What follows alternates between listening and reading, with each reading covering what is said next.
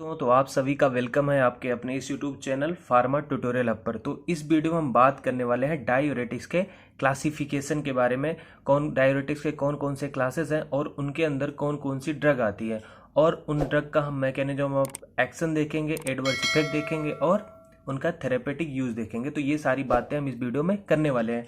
ये जो आपकी तीसरी वीडियो है pharmacology of drugs acting on urinary system की।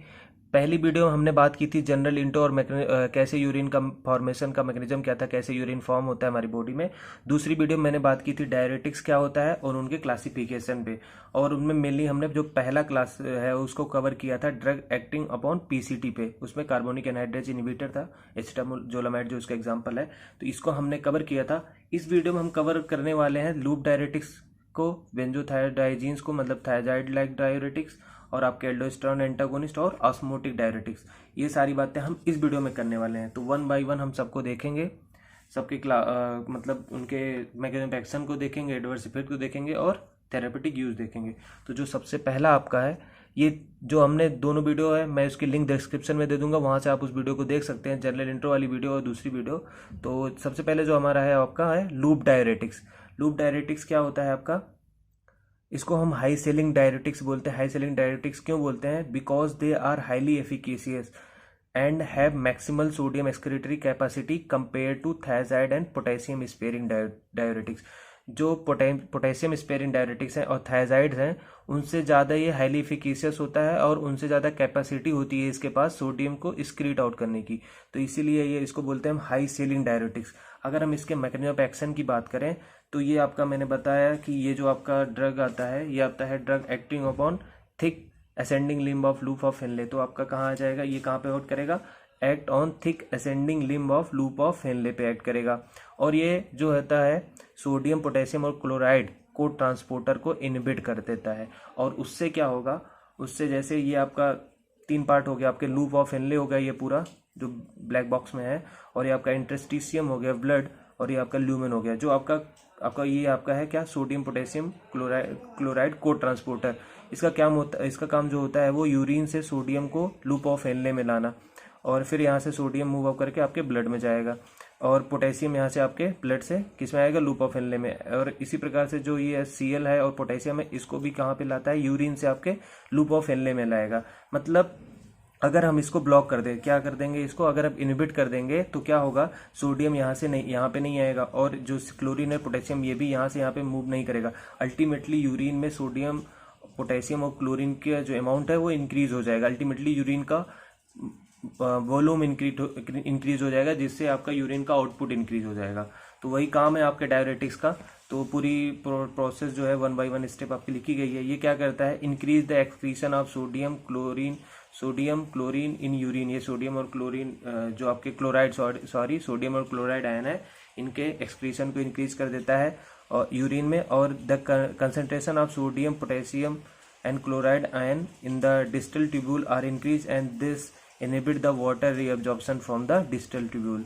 ये वाटर रीअब्जॉर्प्शन जो डिस्टल ट्यूब्यूल में होता है उसको भी इनहिबिट कर देता है, क्योंकि आपके जो डिस्टल ट्यूब्यूल है उसमें इन तीनों का कंसंट्रेशन बढ़ जाता है। और it also decrease the passive reabsorption of water from descending limb of loop of Henle. ये जो descending limb of loop of Henle है वहाँ से वाटर के पैसिव एब्जॉर्प्शन को भी ये डिक्रीज कर देता है। कौन, क्या, लूप डायरेटिक्स। अब हम बात करें लूप डायरेटिक्स के थेरेपेटिक यूजेस की, कि लूप डायरेटिक्स के थेरेपेटिक यूज कौन कौन से हैं।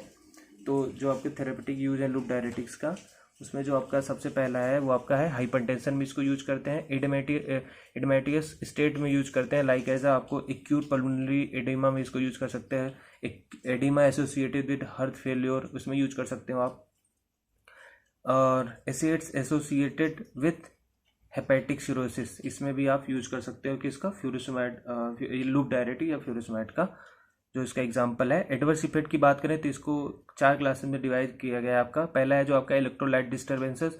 इलेक्ट्रोलाइट डिस्टर्बेंसेस में आपका क्या हो सकता है, ये काफ़ी इंपॉर्टेंट है, हाइपोकैलेमिया हो जाएगा, क्योंकि जब अल्टीमेटली पोटेशियम का लॉस हो रहा है तो कैलेमिया हो जाएगा। नाइट्रेमिया हो जाएगा क्योंकि सोडियम का लॉस हो रहा है, सोडियम आयंस का लॉस हो रहा है। हाइपोकैल्सेमिया हो जाएगा और आपको हाइपोमैग्नीसीमिया। तो ये सारी डिस्टर्बेंसेस होंगे आपको इलेक्ट्रोलाइट में। और मेटाबॉलिक डिस्टर्बेंसेस में क्या होगा आपका, hyperglycaemia and hyperlipidaemia. Next one जो आपका एडवर्स इफेक्ट है वो आपका ओटोटॉक्सिसिटी और हाइपर सेंसिटिविटी। यहाँ पे एक नोट पॉइंट है, उसको आप देख लो। फ्यूरोसेमाइड है weak carbonic anhydrase inhibiting activity. Furosemide है आपका लूप डायरेटिक्स है, ये क्या कर रहा है, ये आपका सोडियम पोटेशियम और क्लोराइड को ट्रांसपोर्टर को इनहिबिट कर रहा है, और इसके साथ साथ इसके पास थोड़ी सी कार्बोनिक एनहाइड्रेज इनहिबिटिंग कैपेसिटी भी होती है। सो इससे क्या होगा, ये also increase the excretion of bicarbonate and phosphate ion, इसको भी ये इंक्रीज कर देगा। ठीक है दोस्तों, अब जो हमारा नेक्स्ट क्लास है आप इसका स्क्रीनशॉट ले सकते हैं। अब जो हमारा नेक्स्ट क्लास है वो आपका है बेंजोथायोडाइजीन्स एंड थायजाइड लाइक डायूरेटिक्स। ठीक है दोस्तों, ये आपका बेंजोथायोडाइजीन्स एंड थायजाइड लाइक डायूरेटिक्स, ये कहाँ पे वर्क करते हैं, ये आपके वर्क करते हैं drug acting at early distal tubule. ये जो आपका अर्ली डिस्टल ट्यूब्यूल है, ये डीसीटी का अर्ली पार्ट है। यहाँ पे देखिए साइड थर्ड लिखा है ना, यहाँ पे थायजाइड वर्क करता है। तो इसको हम देखते हैं। बेंजोथायोडाइजीन्स और थायजाइड लाइक डायरेटिक्स में it is a medium efficacious diuretic, ये मीडियम एफिकेसियस डायरेटिक्स हैं। अगर इनके मैक्सिमम एक्शन की बात करें तो इनहिबिट सोडियम क्लोराइड सिम्पोर्ट को इनहिबिट करते हैं, जो आपके कहाँ होता है, अर्ली डिस्टल ट्यूब्यूल पे वर्क कर रहे हैं तो अर्ली डिस्टल ट्यूब्यूल में होगा। उससे क्या होगा, आपका सोडियम और क्लोरीन का एक्सक्रीशन इंक्रीज हो जाएगा दोस्तों। ठीक है, इसके नेक्स्ट पॉइंट क्या है, increase the delivery of sodium to late distal tubule, hence increase the exchange of sodium potassium. ये जो लेट डिस्टल ट्यूब्यूल है वहाँ पे इसकी सोडियम की डिलीवरी इंक्रीज हो जाएगी, तो उससे क्या होगा, जो आपका सोडियम पोटेशियम एक्सचेंज है वो इंक्रीज हो जाएगा और जो पोटेशियम का लॉस है वो ज़्यादा होगा। Thiazide are also weak carbonic anhydrase inhibitor, thus increase the CO3 bicarbonate loss को भी इंक्रीज करते हैं, क्योंकि आल्सो ये कार्बोनिक एनहाइड्रेज इनहिबिटर है। अगर जिससे टोटल अगर किसकी लॉस हो रहा है आपका कौन कौन से आयंस का, तो आपका सोडियम लॉस हो रहा है, potassium, chloride and bicarbonate ion, इन सब तीनों का चारों का लॉस होगा आपके किसमें, यूरिन में। अल्टीमेटली यूरिन का आउटपुट इंक्रीज हो जाएगा, जो मेन फंक्शन है आपके डायरेटिक्स का। और ये कैल्शियम को एक्सक्रीशन को डिक्रीज करता है आपका कौन सा, बेंजोथायोडाइजीन्स या थायजाइड लाइक डायरेटिक्स। अगर इनके यूजेस की बात करें तो ये आपका किस में यूज होता है, एडिमा में यूज होता है, हाइपरटेंशन, डायबिटीज इंसिपिडस और आपका हाइपरकैल्सीयूरिया में यूज होता है। अगर इसके एडवर्स इफेक्ट की बात करें तो hypokalaemia, acute saline depletion, dilutional hyponatraemia, hyperuricaemia and allergic manifestations, ये कुछ एडवर्स इफेक्ट हैं जो produce by the benzothiadiazines and thiazide like diuretics. अब हम नेक्स्ट बात करेंगे पोटेशियम स्पेयरिंग डायरेटिक्स की। पोटेशियम स्पेयरिंग डायरेटिक्स कौन कौन से होते हैं, जो आपके पोटेशियम स्पेयरिंग डायरेटिक्स हैं उसमें दो क्लास है आपकी। आपके जो है पोटेशियम स्पेयरिंग डायरेटिक्स, इसमें आपका है एक एल्डोस्टेरोन एंटागोनिस्ट है और दूसरा है direct inhibitor of sodium channel renal epithelium. जो सोडियम चैनल रीनल एपिथेलियम होता है उसको इनहिबिट करता है।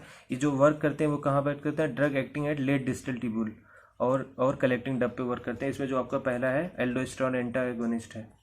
ठीक है दोस्तों, एल्डोस्टेरोन एंटागोनिस्ट में आपका फेनोलैक्टोन है, एप्लेरिनोन है, और जो आपका direct inhibitor of sodium channel renal epithelium, जो सोडियम चैनल होते हैं उसको इनहिबिट करते हैं, उनमें कौन सा, एम्लियोराइड एंड ट्राइमेट्रिन है। अब हम बात करते हैं पोटेशियम स्पेयरिंग डायरेटिक्स की।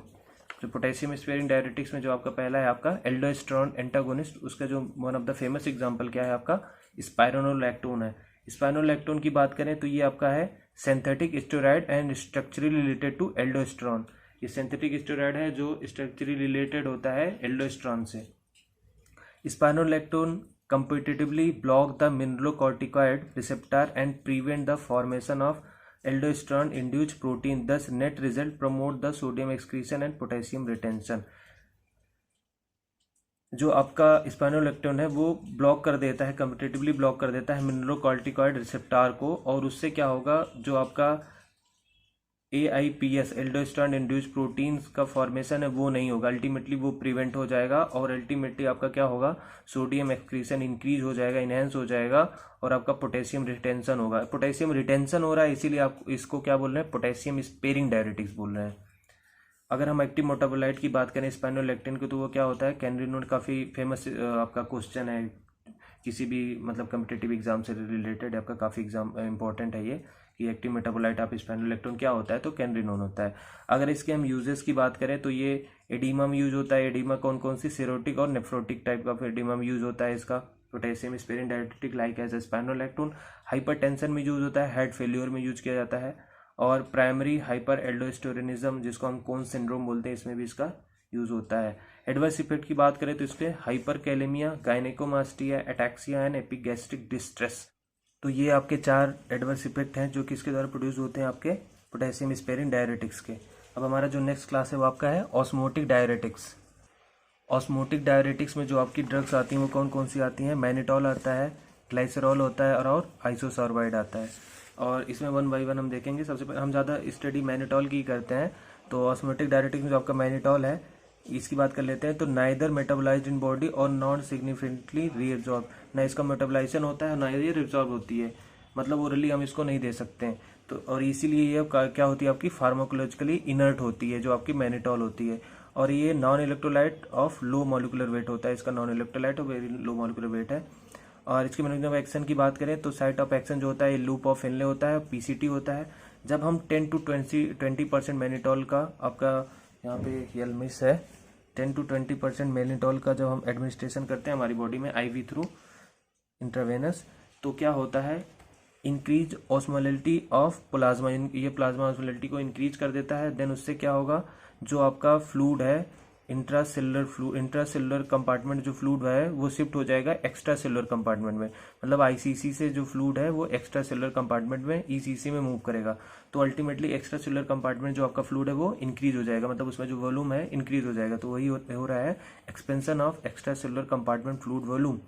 देन उससे क्या होगा, इससे 2 टाइप की प्रोसेस होगी, एक इंक्रीज रीनल ब्लड फ्लो बढ़ जाएगा, और इंक्रीज रीनल ब्लड फ्लो से increase blood flow to renal medulla में इंक्रीज हो जाएगा जो ब्लड फ्लो आपका, और इससे टोनिसिटी इन रीनल मेडुला में जो टोनिसिटी है वो डिक्रीज हो जाएगी।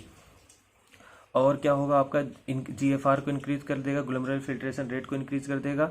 Mannitol is freely filtered at glomerulus, mannitol जो होता है फ्रीली फिल्टर हो जाता है ग्लोमेरुलस में, और उससे क्या होगा, आपकी ऑस्मोलिटी ऑफ ट्यूबुलर फ्लूइड जो होती है वो इंक्रीज हो जाएगी। और उससे फर्दर क्या होगा, इस दोनों प्रोसेस का कॉम्बिनेशन इफेक्ट, कंबाइन इफेक्ट क्या आता है, inhibit reabsorption of water and decrease passive reabsorption of sodium and chloride. जो इससे दोनों से क्या होगा, अल्टीमेटली जो आपका वाटर का एब्जॉर्प्शन है वो इनहिबिट हो जाएगा, और जो रीएब्जॉर्प्शन है सोडियम और क्लोराइड का वो भी इनहिबिट होगा। अल्टीमेटली नेट इफेक्ट क्या आएगा कि आपका जो यूरिन का वॉल्यूम है वो इंक्रीज हो जाएगा।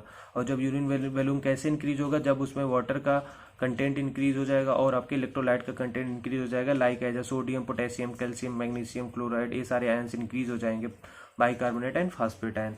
इसके यूजेस की भी बात कर लेते हैं हम। तो ऑस्मोटिक डायरेटिक्स जो आपका यूज होता है प्रिवेंटिंग एक्यूट रीनल फेल्योर में यूज होता है, प्रिवेंट करने में। टू डिक्रीज इंट्राक्रैनियल प्रेशर, जो आपकी हैंड इंजरी हो गई या ट्यूमर हो गया है तो उसमें इंट्राक्रैनियल प्रेशर को डिक्रीज करने में इसका यूज होता है आपके ऑस्मोटिक टाइप ऑफ डायरेटिक्स। और it also decrease intraocular pressure in glaucoma, में भी इंट्राऑकुलर प्रेशर को ये डिक्रीज कर सकता है। तो ये भी आपका एक यूजेस हो गया कि ग्लाउकोमा में इसका यूज होगा। अगर इसके काउंटर इंडिकेटेड की बात करें तो it is counter indicated in acute tubular necrosis, pulmonary oedema and renal insufficiency. इसके कॉमन साइड इफेक्ट की बात करें तो हेडेक होता है, nausea, vomiting and hyper sensitive, वो भी काफ़ी रेयर केस में होती है हाइपर सेंसिटिविटी रिएक्शन।